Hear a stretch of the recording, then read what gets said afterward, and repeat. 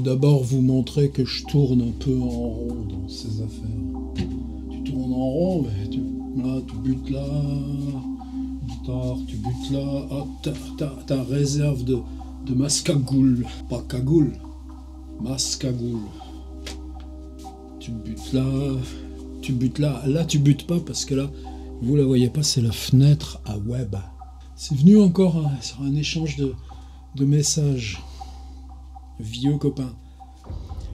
Alors lui, un de ses copains, il est comme moi, il te regarde tous les jours. Oh là là. D'autres fois, j'ai plus de réactions. On te regarde une fois tous les 2-3 jours. Ça suffit. Est-ce que moi, je passe mon temps à me regarder? Non plus. Est-ce que j'ai besoin de faire ce journal? Tu t'accroches à ta corde et tu plonges dedans toi. Oui, j'ai besoin. Tu fais ça pour toi. Est-ce que tu sais où tu vas du jour au suivant? Non. Eh ben, c'est ça qui est bien, justement. Donc, l'ami de mon ami lui dit « Ah, c'est mieux, en ce moment, il bouge plus. » Et l'ami de mon ami, donc qui est mon ami, lui dit « Mais même quand il bouge pas, il bouge encore. » D'accord, je bouge comme je peux. Alors, est-ce que là, je prends... Par exemple, j'avais ça dans l'idée. Tu prends ça, tu le mets dans ta poche, tu vas dans les impasses à côté, et tu fais ton petit numéro. Bon, je le ferai, mais je suis paresseux, ça prend du temps. Puis finalement, vous, je sais pas, mais moi, je suis pas si mal ici. Alors je bouge, mais je bouge là, je peux bouger là, je peux bouger là. Là, je bouge, il y en a plein ma table parce que on est en train de lancer un atelier. Je danse. C'est Jean-Luc Vernat, à Cergy, qui m'avait appris ça. Tu fais quoi le matin quand tu te réveilles? Je lui dis, il dit je danse. Mais tu danses où? T'habites dans Grand comme ça? Il dit, ben, ça fait rien, je danse. Moi aussi ça m'arrive, je danse. Il va danser. Alors l'autre discussion qui se traîne et qui bouge d'un truc sur l'autre, c'était ce qu'on a amorcé avec « Pourquoi écrivez-vous » Et vous savez, moi, j'étais parti pour improviser sur cette question-là, « Pourquoi écrivez-vous » Et puis, juste là, au moment d'ouvrir le micro et l'appareil photo, c'était devenu « Et vous, pourquoi écrivez-vous » Et c'est ça qui est bien quand on lance... Si c'était une vidéo une fois par semaine... Blanche, et puis on recommence. Non, là c'est tous les jours, alors ça fait des ondes, des renvois. Merci. Et là j'avais glissé avec ce beau livre qui doit être quelque part par là dans les empilements. Écrire, inscrire, vous savez, écrire sur le sable, écrire sur les écorces, écrire avec son sang, écrire sur l'envers des petits bouts de papier, écrire sur les pierres, écrire le rapport à la nuit, le rapport à la main. Même au moment de l'impro, j'avais dit, voilà, j'avais un texte de Maurice Blanchot sur la main et que j'avais pas lu. C'était ça. Il arrive qu'un homme qui tient un crayon, même s'il veut fortement le lâcher, sa main ne le lâche pas cependant. Au contraire, elle se resserre, loin de s'ouvrir. L'autre main intervient avec plus de succès, mais on voit alors la main que l'on peut dire malade, esquisser un lent mouvement, essayer de rattraper l'objet qui s'éloigne. Ce qui est étrange, c'est la lenteur de ce mouvement. La main se meut dans un temps peu humain, qui n'est pas celui de l'action viable, ni celui de l'espoir, mais plutôt l'ombre du temps, elle-même ombre d'une main glissant irréellement vers un objet devenu son ombre. L'écrivain semble maître de sa plume, il peut devenir capable d'une grande maîtrise sur les mots, tout ce qu'il désire leur faire exprimer, mais cette maîtrise réussit seulement à le mettre, à le maintenir en contact avec la passivité foncière où le mot, n'étant plus que son apparence et l'ombre d'un mot, ne peut jamais être maîtrisé, ni même saisi, même l'insaisissable, l'indésaisissable. Le moment indécis de la fascination, la maîtrise de l'écrivain n'est pas dans la main qui écrit, cette main malade qui ne lâche jamais le crayon, qui ne peut le lâcher, car ce qu'elle tient, elle ne le tient pas réellement, ce qu'elle tient appartient réellement à l'ombre, est elle-même une ombre. Alors ce passage, parce qu'il me colle comme ça à la tête, moi, est-ce que j'ai des crayons? Oui, j'ai un crayon, et j'ai même des crayons de secours, parce que, par exemple, tu écris les adresses sur les enveloppes. Là, j'ai 5 bouquins à emmener à la poste cet après-midi, les commandes du week-end. Puis tu as des papiers administratifs, vous savez ce qu'on vous dit. Alors tu les imprimes, tu les signes, tu le rescannes, tu l'envoies. Enfin, c'est n'importe quoi, mais on est bien forcé de le faire. Est-ce que j'écris à la main avec mon crayon? J'écris jamais à la main. Dire, vous voyez, ça, par exemple, ça pourrait être une belle page d'écriture. Et je commence, alors c'est toujours à l'envers. Je commence et j'écris. C'est l'étymologie du mot texte, tissu. Vous savez, l'écriture, elle se fait dans un sens puis d'un autre. D'ailleurs, en général, elle commençait en bas, elle remontait. Donc on pourrait écrire directement sur la face, image. Je parle, les mots qui s'écrivent sur le cadre image qui se fabrique là, devant moi. Ça. On ouvre des métaphores. Et justement, c'est ces métaphores qui me venaient à partir de ce passage de Blanchot sur la main. C'est-à-dire dire, donc il y a cette belle histoire, la main qui écrit, et la main qui ne peut pas se dessaisir du crayon, et l'autre main malade qui vient essayer, mais donc fascinant. Mais, quand tu n'as pas de crayon, tu te dis, c'est quoi toi? C'est l'objet ordinateur, c'est ta surface à organiser les signes sur l'écriture. J'aime beaucoup ce petit clavier, mais quand tu sors dehors, tu le mets pas dans ta poche, il se passe d'autres choses. Tu prends ce petit machin, et puis si tu as une réflexion, alors en fait, est-ce que vraiment j'en prends des réflexions, un truc qui s'appelle note, mais tout simplement aussi, tu peux t'envoyer un petit mail à toi-même avec une petite phrase, tu la trouveras au retour. Est-ce que je le fais? Ou tu pourrais mettre le dictaphone, et même il y a une fonction qui est super. Sur le dictaphone, tu dis, et ça passe de la voix au texte, et tu t'envoies le texte à partir de ce que tu dis. C'est-à-dire, tu composes à la bouche de l'écrit. Tous ces objets posent des questions sur l'utilisation du langage. Est-ce que je le fais? Finalement, pas tellement. Est-ce que tu prends, par exemple, tu vas à la papeterie acheter des enveloppes, un gros stock d'enveloppes, parce qu'en ce moment, il en faut tant des enveloppes, ça coûte, bon, ainsi de suite, ainsi de suite. Et puis là, tu passes dans la travée et tu vois une grande pancarte. Ici, trouvez le bon destructeur. Mais le petit téléphone, j'avais lâché dans la voiture. Sinon, ça, c'est le genre de photo que tu mets sur Instagram. Mais tu gardes ça dans la tête. Ici, trouvez le bon destructeur. Est-ce que toi, tu l'as trouvé, le bon destructeur? Est-ce que tu as le destructeur à tes côtés qui t'accompagne et que tu peux conjurer? Si tu portes avec toi le bon destructeur parce que tu as trouvé le bon destructeur, qu'est-ce que tu lui donnes à manger au bon destructeur qui, toi, t'allège, toi, te rend meilleur parce que débarrassé de ce que tu as donné au bon destructeur? Il ne faut pas grossir ces choses-là, hein, sinon on se ridiculise. Hein. Je ne suis pas là pour me ridiculiser, quand même. C'est là qu'on arrive à ce titre. L'avantage de cette vidéo, même s'il te fait juste 10 minutes à un moment précis, tu te dis, ça y est, là, c'est le moment, record. Mais c'est ce que ça entretient d'un jour sur l'autre, ce qui te porte ensuite d'un jour sur l'autre. Alors c'est un truc qui ressurgit de très loin. Après, il suffit que je l'écrive dans le moteur de recherche de mon site, et puis tout de suite, c'est venu. Eh bien, ça datait de 1997. C'est bizarre, ces idées-là aussi, parce que tu as des questions qui sont ouvertes, et on te dirait, mais non, c'était l'an dernier, mais non, c'était il y a 3 ans, mais non, c'était il y a 5 ans. 1997, mais vous vous rendez compte? Je connais des gens qui n'étaient même pas nés à ce moment-là. Et puis d'autres qui y étaient déjà. Moi, j'y étais déjà, la preuve. Et donc, c'était une question pour un magazine. Oh là là, rempli de bonnes intentions.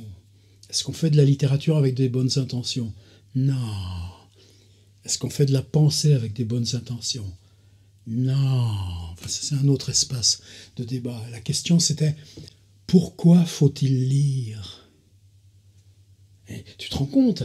C'est-à-dire, on a besoin de toi, l'auteur, pour aller expliquer ce qu'il y a d'important, ce qu'il y a de bien dans lire. Pourquoi faut-il lire? Et c'était il y a 20 ans. Alors est-ce qu'aujourd'hui c'est différent? Si je dis pourquoi faut-il lire pas? Parce que trop de lire. Les lire des murs, pour ça aussi ça prolonge ce qu'il y avait dans ce livre-là. Le lire en continu de toutes ces informations d'un monde qui va mal. Par exemple là, ces choses politiques qui nous révoltent, loi de sécurité générale. Mais tu te dis même c'est trop gros, c'est pas applicable. Puis après tu te dis, est-ce que je peux faire la liste de tous les ministres de l'Intérieur que j'ai connus, disons, depuis Alain Poher? Non. Est-ce que je peux faire la liste des ministres de la Culture qui se sont succédés depuis 5 ans? Non. Donc c'est embrouillamini politique, ça. Mais en même temps, il dépose en continu de la lecture. Pourquoi faut-il lire pas? Éloigner ce qui ne compte pas dans le « à lire ». Regardez même les journaux comme Le Monde. Oh, c'est sérieux. Mais ils ont un petit machin juste en bas qui s'appelle « Outbrain ». C'est d'ailleurs typique. Outbrain, hors de ton cerveau. Hors cerveau. Et tu as des articles qui sont des putaclics, on appelle ça dans le web. Tu as le réflexe de dire « Ah, ça serait rigolo, je veux faire putaclic, j'appuie. Oh, ça, c'est le dernier. » Mais du lire, il en vient. Le lire vient de partout. Vous êtes en voiture, sur la rocade, les panneaux de chaque côté. C'est du lire que pourquoi faut-il lire pas? Et quand vous déroulez vos pages web, la moindre recherche, tiens, tu regardes s'il n'y a pas un grand angle un peu mieux stabilisé, ou alors qui ferait autofocus, comme celui-ci qui est bien grand angle, mais qui autofocus pas. Tu fais 3 recherches, tu regardes 3 prix, l'Olympus 12 qui ouvre à 2, ou je sais plus quoi. T'en as pas besoin, mais bon, ça fait réfléchir aussi sur le matériel, sur ces trucs-là. Tu ouvres après toutes tes pages internet, c'est rempli d'objectifs photos, etc., etc. On est usé du lire. Non. On a besoin de s'éduquer dans le pourquoi faut-il lire pas. Alors j'avais répondu quoi, moi, à cet article? Je l'avais fait. Et non seulement ça, mais on avait fait, donc ça devait être 2 ans après, 1999, au Salon du Livre de Jeunesse de Montreuil, un débat sur ces questions. Et là, j'avais repris, c'est bien les bonnes intentions, dire pourquoi faut-il lire? Mais d'abord le il, le neutre du il, pourquoi faut-il? Qu'est-ce qui trimballe le il? C'est qui il y a dans le il? C'est qui l'inconscient qui vient dire en position d'ordre, tu dois lire. Puis ensuite, il y a le faux. Pourquoi il faut se comporter, il faut...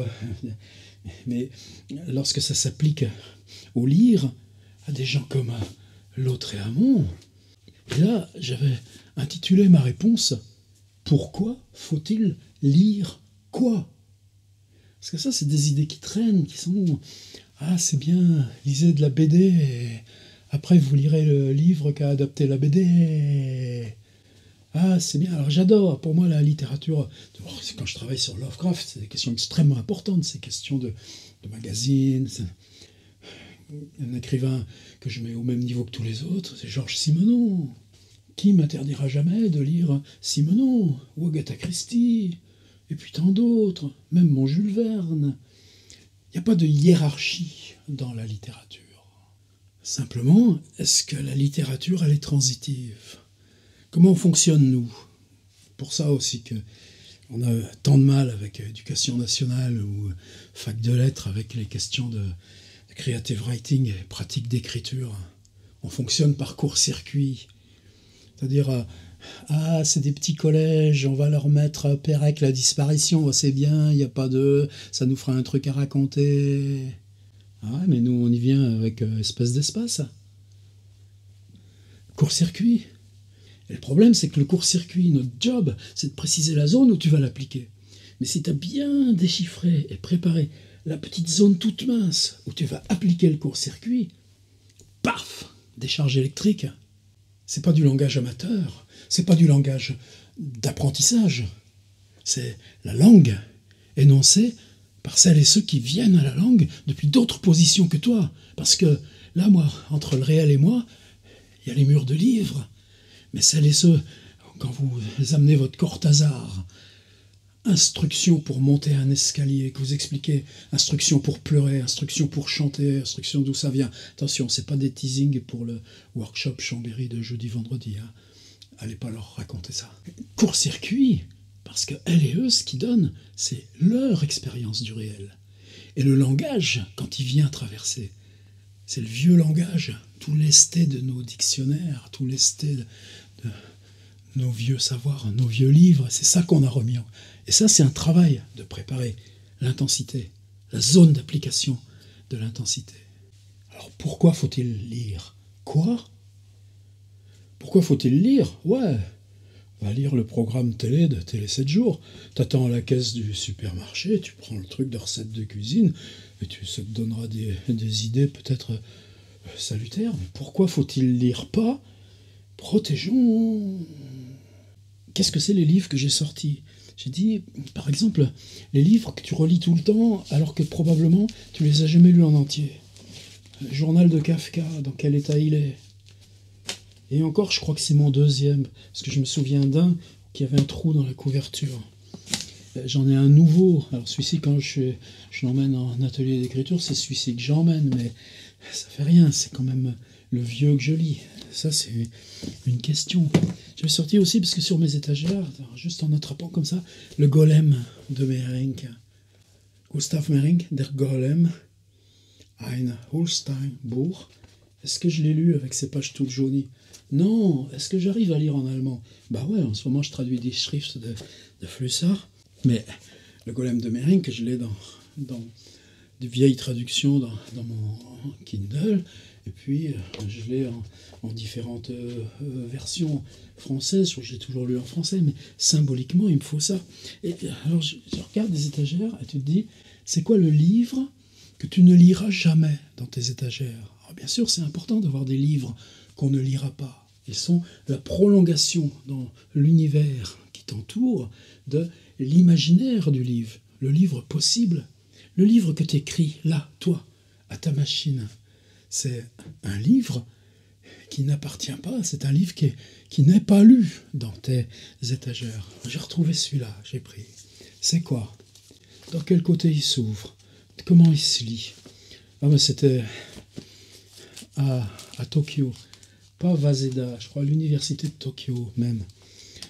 On m'avait demandé de parler sur Baudelaire. Enfin, en tout cas, dans la discussion, j'avais dit on travaille sur Baudelaire. J'ai dit, ah ben, tiens, je parlerai bien de mon Baudelaire. Ça avait été passionnant. C'est la première fois que je parlais, que je m'expliquais sur Baudelaire d'un point de vue un peu théorique comme ça. Et le prof qui m'invitait, c'est lui qui avait mis, c'était tous ces petits papiers. C'est-à-dire, on avait dit aussi les passages que éventuellement je lirais ou je citerais. La rue assourdissante autour de moi hurlait, longue main sans grand œil, douleur majestueuse, soulevant le feston. Moi je buvais, crispé comme un extravagant, dans son œil, ciel livide où germe l'ouragan, la douceur qui fascine et le plaisir qui tue. Un éclair, puis la nuit. C'est quoi qui compte? C'est Walter Benjamin qui dit. Un éclair, puis la nuit. Temps nul. Et puis ensuite, dispersion dans l'anonymat de la ville. Tout ça, on avait réglé sur Baudelaire. Ben à la fin, il dit, je t'en fais cadeau. C'est quoi? Eh ben, c'est les fleurs du mal en japonais. Ça s'ouvre comme ça se tient comme ça. Eh ben, il faut le regarder dans ce sens-là, avec le dessin de Jeanne Duval, et puis tout ce qui m'est à moi inaccessible, avec cette autre question. Quand japonais, les premières traductions de Baudelaire datent de 1935, mais le japonais a connu au moins 2 évolutions majeures depuis 1935. Donc il a été retraduit dans les années 50-60 et retraduit dans les années 80. Ça doit être cette édition. Et quelqu'un d'aujourd'hui ne peut pas lire au Japon la traduction de 1930. C'est dans un japonais qu'il ne connaît pas. Et ces questions. Pourquoi faut-il lire? Moi je dis, pourquoi faut-il lire pas? Et pourquoi faut-il lire quoi? Les étudiants que j'avais à Cergy, tu dis pourquoi faut-il lire, ou tu dis tiens, dans le RER, va donc prendre les podcasts de Leuze. Ou bien pourquoi là, moi? Vous voyez pas? J'ai chaud. C'est la fin de la vidéo. Est-ce que c'est lire ce qu'on dit là? Et si c'était la même chose, pourtant? Et là, on aurait gagné ensemble si on fait ça.